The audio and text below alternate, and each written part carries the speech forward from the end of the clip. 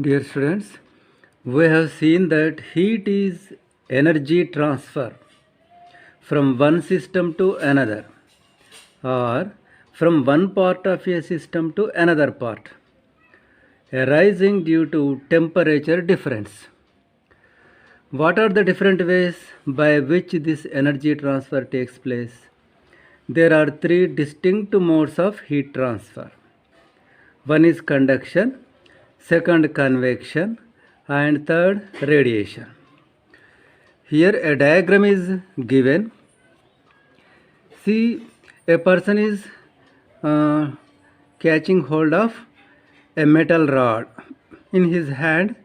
One end is in his hand, in his palm, and the second end is in the flame. So the heat from this end to the other end travels by the mode of conduction. Since this is a solid, this is a solid, and there is a temperature difference. See, this end is in 100 degrees centigrade, suppose, and the other end is at 30 degrees centigrade. See, there is temperature between its two ends. Therefore, heat energy flows from higher temperature to lower temperature through the solid metal rod. And in that metal, the atoms or molecules are not moving, they are at rest. They are just vibrating around about their mean position. They are not moving from one place to another place. Only the heat energy is moving from one place to another place. So this mode of heat transfer is called conduction. Next, see, when there is a flame, the cold air absorbing the heat energy moves up, and if you put your palms over that, you can feel the warmth. See, the cold air absorbing the heat energy expands so that its density decreases. As its density decreases, it moves upward. And here the empty space is occupied by the surrounding cold air. So the cold air comes here, absorbs the heat and goes up. And the air absorbing the heat energy goes upward and again cools down and again comes down. So this is a cycle, and this is called as a convection cycle. So here there is a movement of air molecules. There is movement of air molecules. So the heat is carried by the air molecules. And you can see a person is sitting beside the flame, and with his palms he is observing the warmth, the heat. And here actually between the flame and between him, what is there? Air will be there, but that air absorbing the heat energy moving upward. Once again you see, between the flame and him there is air, but that air absorbing the heat energy moves upward. It doesn't reaches him. It is just absorbing the heat energy. Its density decreases, it becomes light, therefore it goes upward. And again cold air comes in its place, and that cold air again absorbing the heat energy goes up. So in this way the air helps the convection mode of heat transfer. That air doesn't help you receive the heat energy. Then how you are feeling the warmthness of the flame sitting beside it?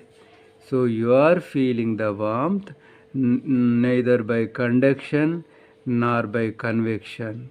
You are receiving the hotness by radiation. From the flame, from the hot source, electromagnetic waves are electromagnetic waves will be coming from the hot source, and the electromagnetic waves spread in all directions.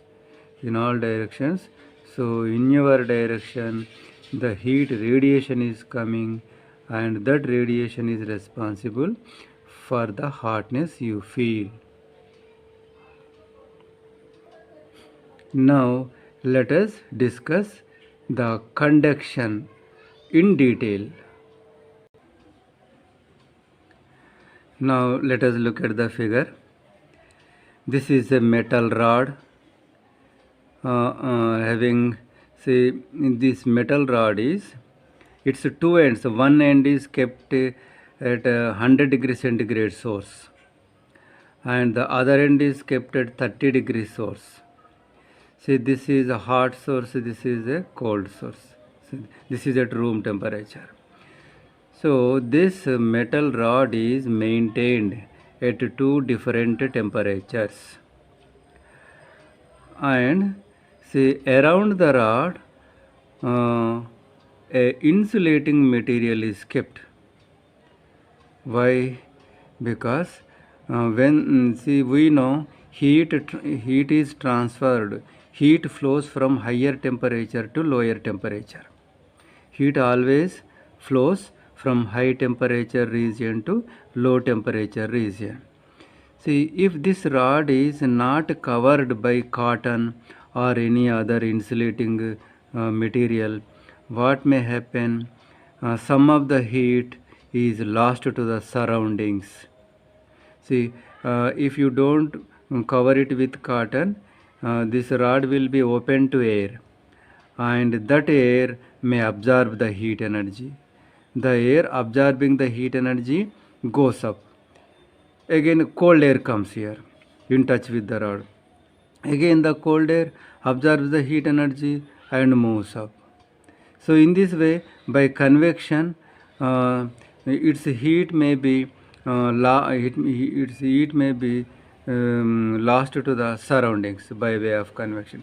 So to prevent the heat loss by convection, its surface is covered with an insulating material. Okay.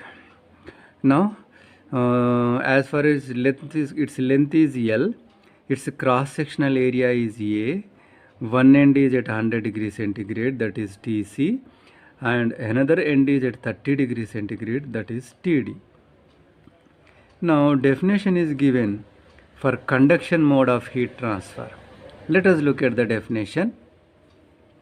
Conduction is the mechanism of transfer of heat between two adjacent parts of a body because of their temperature difference. This is the key word,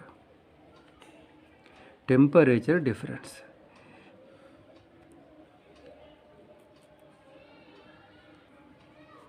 Here you can see a candle is burning. One end of a metal wire is kept in candle, and another end is it is in your hands. Suppose, see, this is at some 100 degrees centigrade, and say this is at 30 degrees centigrade.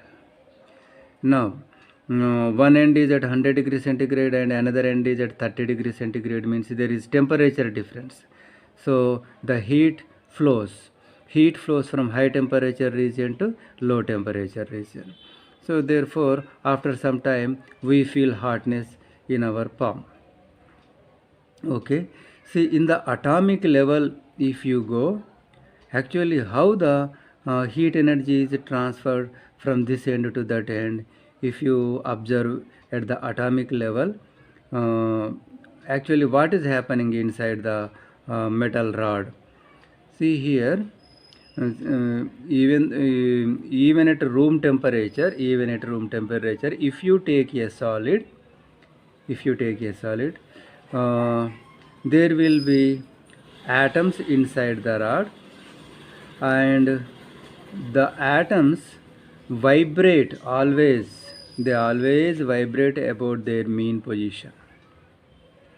The atoms in a solid, they do not move from one place to another place, but they vibrate about its mean position.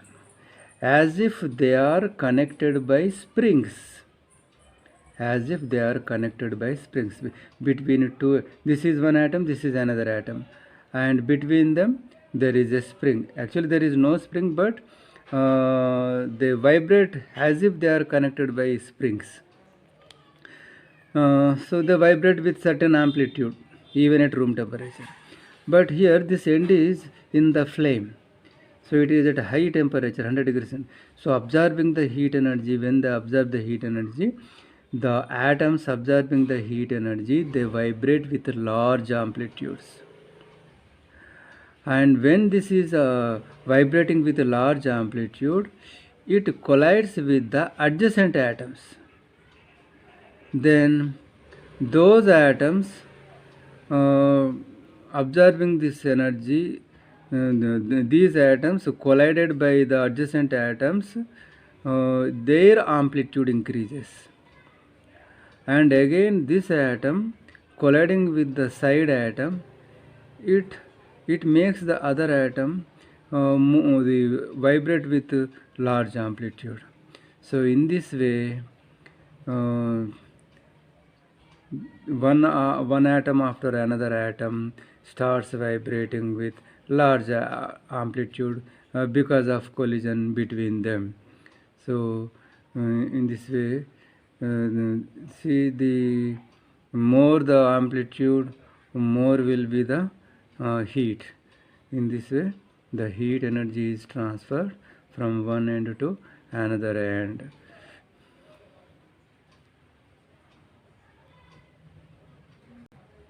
Now our interest is at what rate energy is being transferred, at what rate energy is flowing through the metal rod. The speed of energy transfer, the speed of energy flow, that we want to know. For that purpose, let us choose, you can choose any point along the rod. I have chosen this point, and here I am considering a cross section, and some amount of heat energy is crossing the cross section.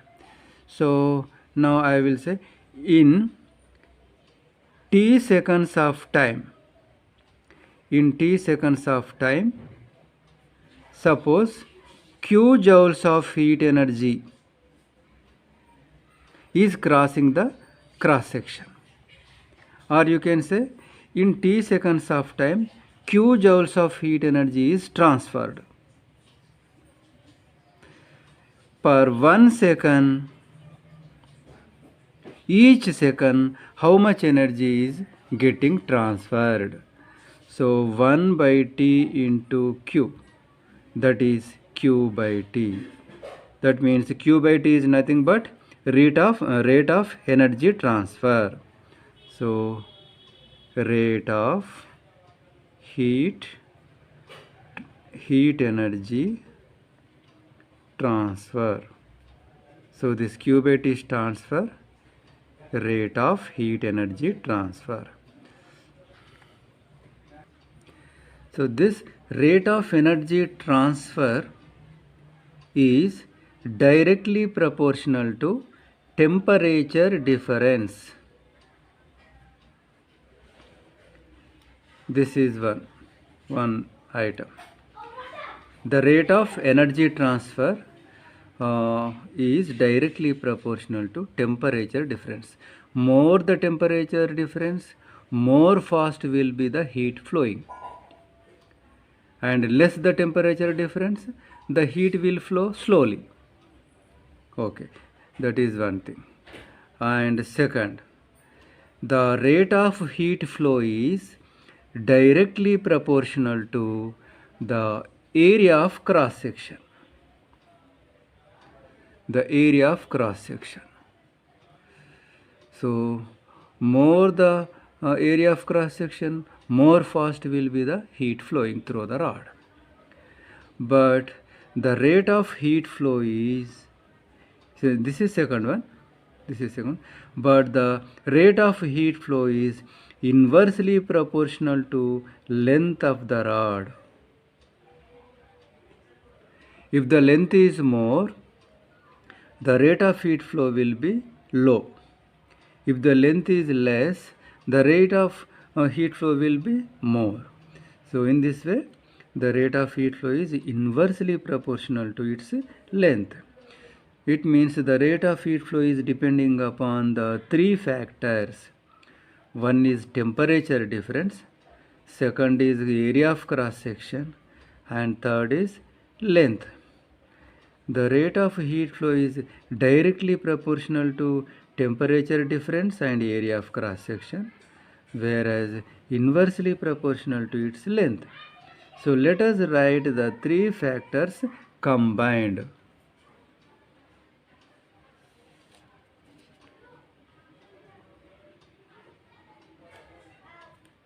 Since it is directly proportional to these two, we show that in the numerator. And since rate of heat flow is inversely proportional to its length, we show that in the denominator. Now, removing the proportionality sign, replacing the proportionality sign with a equal to sign, we get a proportionality constant.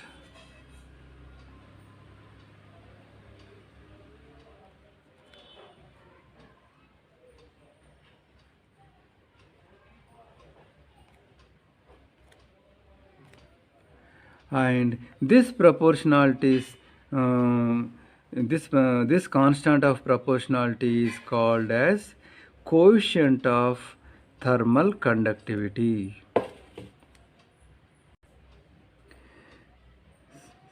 So the value of thermal conductivity, that is K. K is thermal conductivity, and here this K value depends upon material. K value depends upon material, and here Q by T is called as rate of heat energy transfer. At what speed heat flows, that is represented by Q by T, and this Q by T is also called heat current.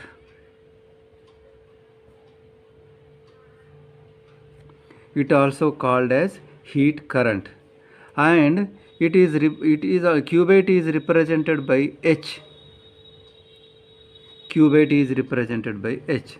So then our equation becomes H is equal to K into Tc minus Td into A by L. So we also can write this equation in this way. In place of Q by T, you can write H, the remaining as it is. Now let us look at the K values. Just know what we told. K is thermal conductivity and its value depends upon material. So let us see the table and see the K values for different materials. See here in the table, in the first column material name is given, in the second column its thermal conductivity is given. Silver 406, copper 385, aluminium 205,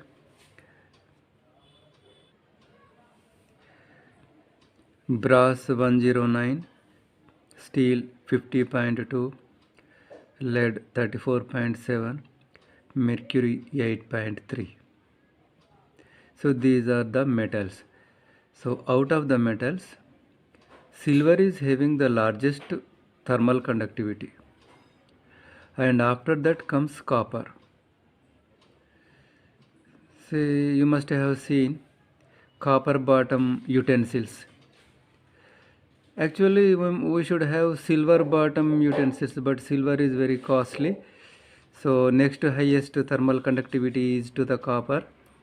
Therefore the utensils bottom surface is coated with copper, so that the heat is very quickly transferred to the utensil. And earlier we have seen that in case of solids, heat transfer was through conduction, and in case of fluids, that is in case of liquids and gases, the heat transfer was found by convection. But here there is an exception. Mercury, even though mercury is a liquid, in that heat transfer is by conduction.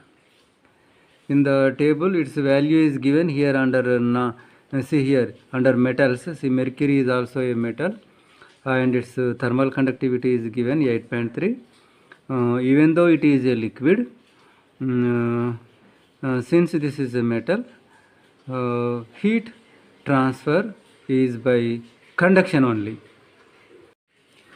Larger the thermal conductivity, more rapidly the heat flows. All the metals are having large values of thermal conductivity. Therefore, these are called good conductors of heat. Now, let us consider the non-metals. The thermal conductivity values are very poor, less than 1. Insulating brick 0.15. See, the name given is already insulating. See, these are insulators or bad conductors. Concrete 0.8, glass 0.8, wood 0.12. So all these are bad conductors of heat, or they can be taken as insulators. And gases also, the K values are very small, and hence these are bad conductors or poor conductors of heat. And now coming back to this, the rate of heat flow is directly proportional to cross-sectional area of the rod and temperature difference, and inversely proportional to length of the rod. From this, this was replaced by constant of proportionality.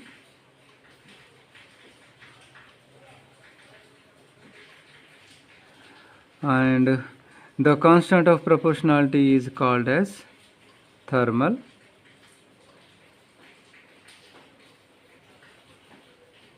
conductivity. Now we want to define the thermal conductivity. So from this, let us make K subject. Now K is equal to, see, Q by T will be here only. This L comes to the numerator, and A Tc minus Td, this comes to the denominator. This also can be written as Q by T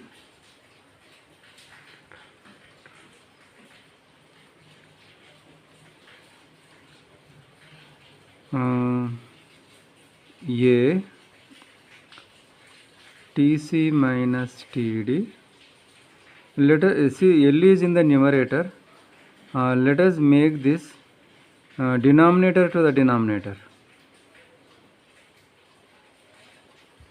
Denominator to the denominator. So then Tc minus Td by L. So a special name is given to this. What is that name? See here, if you look at the diagram, Tc minus Td is temperature difference and L is length. So as we move from left hand side to right hand side, suppose here this is at 100 degrees centigrade, suppose this is at 100 degrees centigrade, and suppose this is at 30 degrees centigrade. As we move from left side to right side, the temperature gradually uniformly decreases with length. So change of temperature with length is called temperature gradient. Do you remember when we considered viscosity? You remember in a river, water flows as water flows layer wise, we told. And as we move from bottom to upper layer, the velocity gradually increases. See, this is 1 meter per second, 2 meter per second, 3, 4, 5. In this way velocity increases with height. So the increase of velocity with height is called velocity gradient. Just like that, here decrease of temperature with distance is called temperature gradient. That's why here Tc minus Td by L is called as Tc minus Td by L is called as decrease of temperature with length or distance.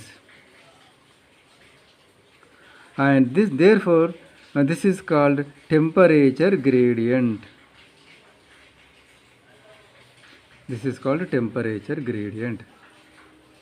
Now, if A is equal to 1 meter square, Tc minus Td by L is equal to 1.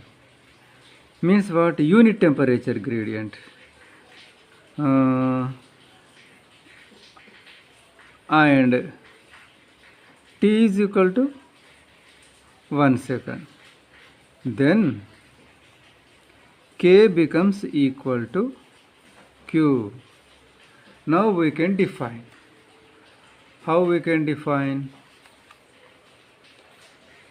See, let me write.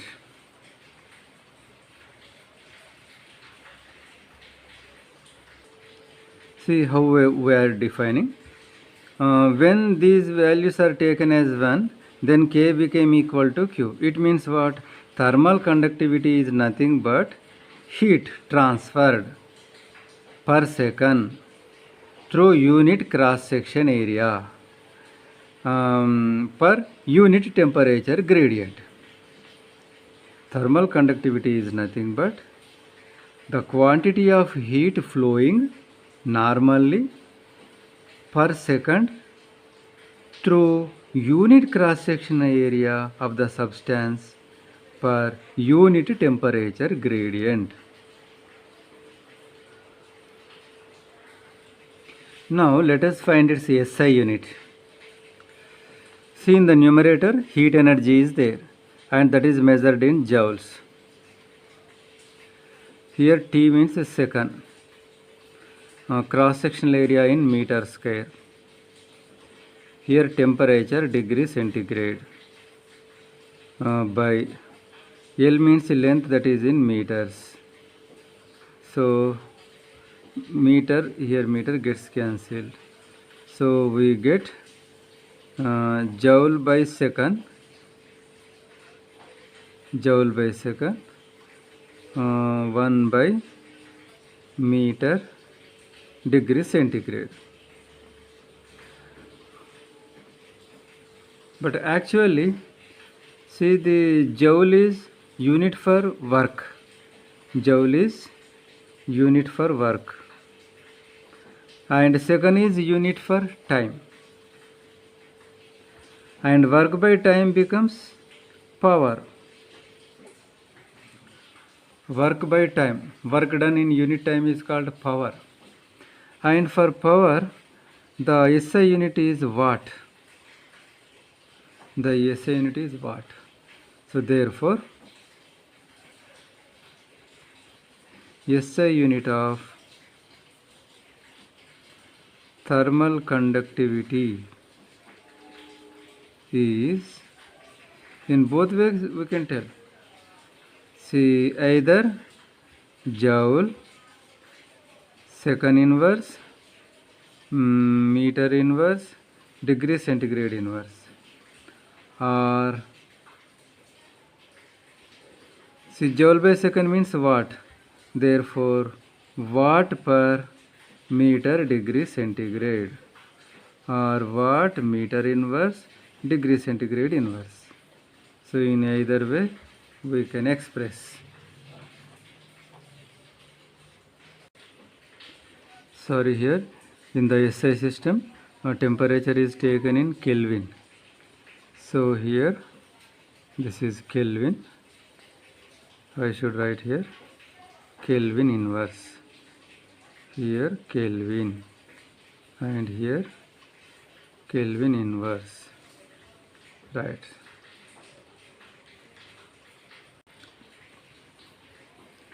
The constant of proportionality K is called thermal conductivity of the material. The greater the value of K for a material, the more rapidly will it conduct heat. The SI unit of K is joule per second meter Kelvin or watt per meter Kelvin. The thermal conductivities of various substances are listed in table. We have seen. These values vary slightly with temperature, but can be considered to be constant over a normal temperature range. Compare the relatively large thermal conductivities of the good thermal conductors, the metals, with the relatively small thermal conductivities of some good thermal insulators such as wood and glass will. You may have noticed that some cooking vessels have copper coating on the bottom. Being a good conductor of heat, copper promotes the distribution of heat over the bottom of a vessel for uniform cooking. Plastic foams, on the other hand, are good insulators. So these have very poor K values, bad conductors of heat, mainly because they contain pockets of air. See, we say thermocol sheets. So inside the plastic foams or thermocol, inside there is air. Plastic foams, on the other hand, are good insulators, mainly because they contain pockets of air. Recall that gases are poor conductors, and note the low thermal conductivity of air in the table. Just now we have seen. Heat retention and transfer are important in many other applications. Some applications are given here. Houses made of concrete roofs get very hot during the summer days because thermal conductivity of concrete is still not small enough. It is 0.8, nearly 1.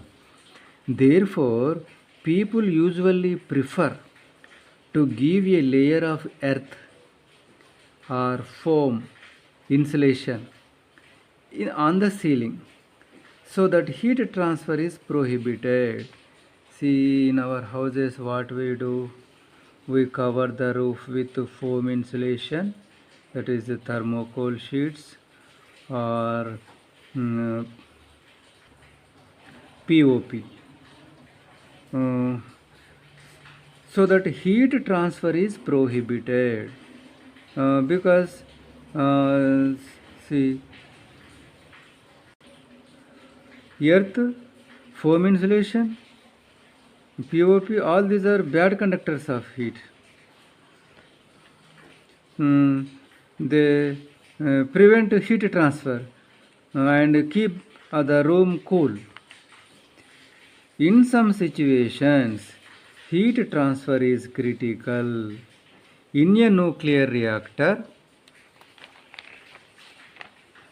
for example, elaborate heat transfer systems need to be installed so that the enormous energy produced by nuclear fission in the core transits out sufficiently fast, thus preventing the core from overheating.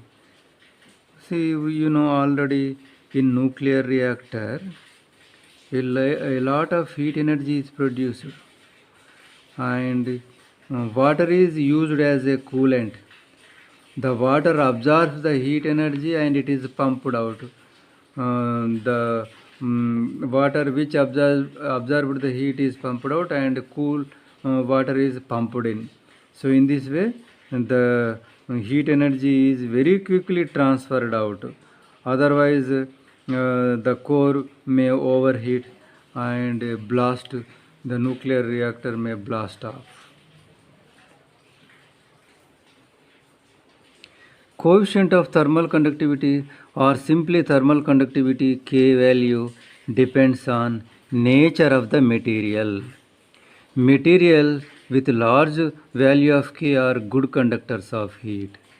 And thermal insulators have smaller values of K and have a tendency to prevent heat flow.